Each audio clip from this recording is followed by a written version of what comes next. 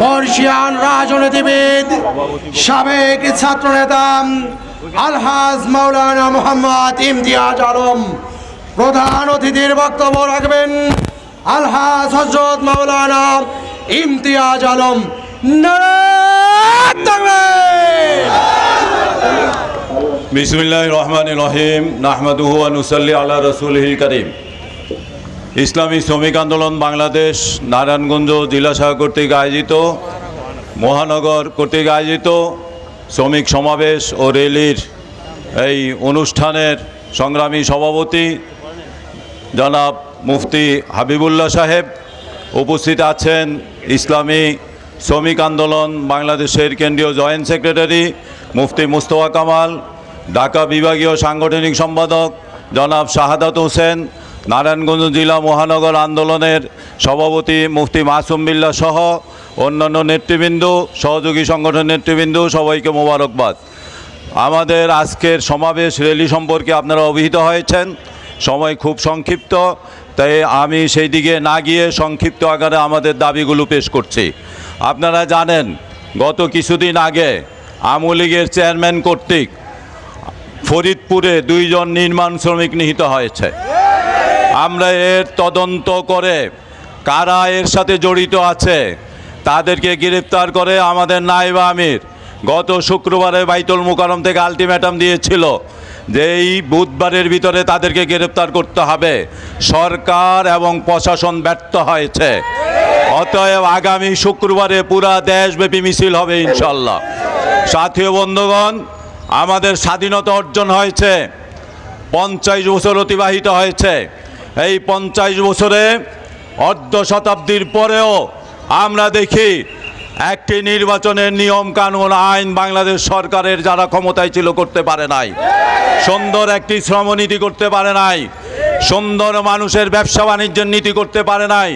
এই দেশের মানুষের অধিকার প্রতিষ্ঠা করতে পারে নাই। শ্রমিকের অধিকার, কৃষকের অধিকার, জনগণের অধিকার, স্বাস্থ্য, অন্ন, বস্ত্র, বাসস্থানের কোনো অধিকার নিশ্চয়তা দিতে পারে নাই। এর কারণ যারা ক্ষমতায় গিয়েছে এরা শোষণ করেছে, শাসক হয়ে আমাদেরকে শোষণ করেছে।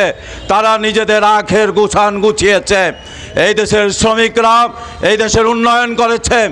আমাদের যত কালভার্ট দেখি, ফ্লাইওভার দেখি, স্মার্ট বাংলাদেশ দেখি, এরা চোরদের স্লোগান আর ছাড়া কিছু নয়। এই দেশের উন্নয়নের পিছনে একমাত্র কারিগর হলো কৃষক আর শ্রমিকরা। তারা নিজেদের রক্ত ঘাম ঝরিয়ে রক্তকে পানি করে এই দেশের উন্নয়ন করেছে।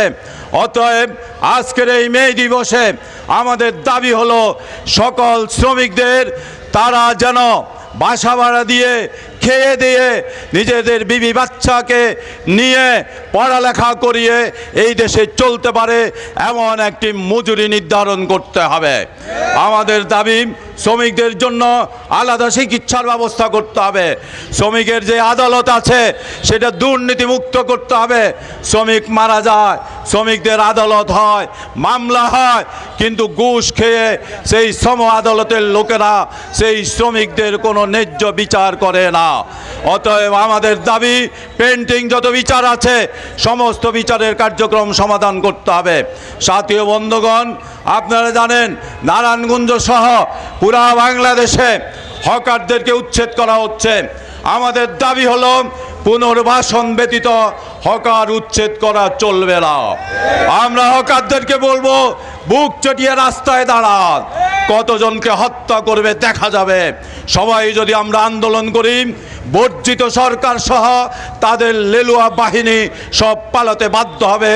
আগামী দিনের সংগ্রামে আমরা সবাই ঐক্যবদ্ধভাবে যারা নাকি 55-53 বছরে আমাদের অধিকার প্রতিষ্ঠা করতে পারে নাই তাদেরকে বর্জন করে আগামী দিনে একটি ইসলামী সরকার গঠনের জন্য চরমনের পিসাবের নেতৃত্বে আমাদের সবাইকে কাজ করতে হবে। আসুন শ্রমিক আন্দোলন সহ সকল সংগঠনকে শক্তিশালী করে দাওয়াতি কাজ এবং সকলকে সংঘবদ্ধ করে আগামী দিনের সংগ্রাম হোক ইসলাম বিজয়ের, এই প্রত্যাশা করে আজকের মতো এখানেই শেষ করছি। আসসালামু